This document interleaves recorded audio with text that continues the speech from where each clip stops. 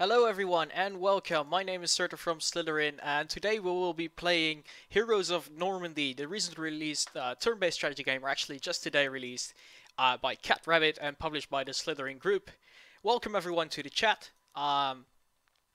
Again, today we're going to have a quick look at this game. It's just been released. It's out now on Steam and on Slytherin.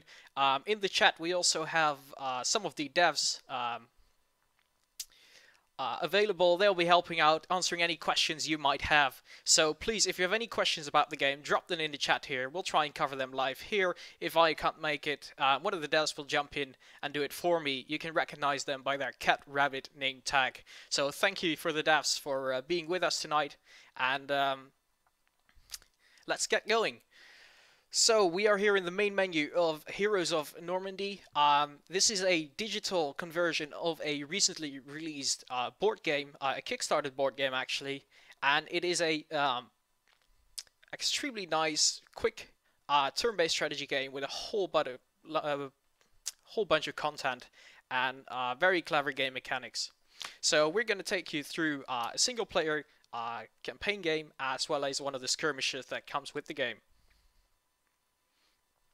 So, if you want to have more information on the game that I'm covering here now, click on the banner below the stream and it will take you right to the product page, and you will be able to get all the information there on the product page. Of course, if there's anything else you require, drop a line here in the chat.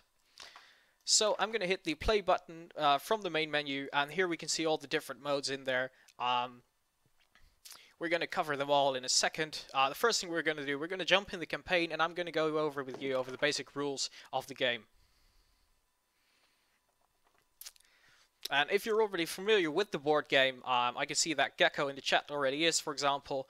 You will notice that these rules are pretty much similar to the board game. It has the same flair, the same flavor, and a lot of the same clever mechanics. So we're going to jump into the US campaign. We can see there are three sides here. Each side has two different campaigns, each consisting of 6 missions. So there's a whole bunch of content in there. And we're going to hit the US campaign here, which is the first one on the list. And here we can see we got the first and the second campaign. And I'm going to take you to one of the shorter missions of the tutorial. So the first non-tutorial scenario, really. And we got a mission briefing over here. Basically, we need to annihilate the enemy company before they capture the road leading to our camp. Of course, the game offers single player and multiplayer. We're covering single player mostly during this stream. There is a multiplayer mode. I'll show it to you briefly once we get going. And that's, of course, really where the game shines. So, having done that, we can either restart the mission or continue the scenario. We're going to restart from scratch. We got 6 turns, we're playing as the allies, and we need to eliminate all enemy units. And there's a secondary objective of recovering the ammo crate near the river. Yes, we want to restart the mission. We're going to play scenario. So we got a nice little cutscene over here, giving you a bit of extra information about what's happening, and give some flavor to the game as well, and generally what's happening. A good deal of humor is there is as well.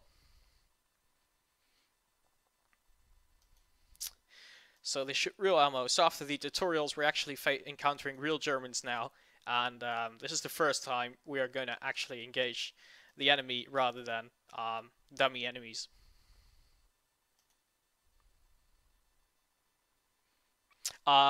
Yes, Gecko, that's definitely the case. If you learn the game rules on here, it will really help you to quickly jump into the board game as well.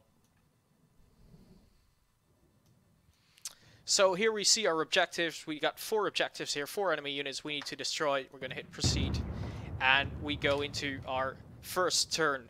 So the game works with activation. Each round you can give activation to a number of units depending on your force. We got 3 activation and 1 bluff activation. The enemy will see which of our units are activated, but they won't know in which order they are activated. So that's how it works really. So that's why the bluff indicator is there as well. It gives you the enemy an idea. This unit might move, this unit might move. They're never completely sure. So we got our enemies here, we need to take them out. The AI follows the exact same rules as we do. And the first thing we have to do is we have to choose which of our units to activate.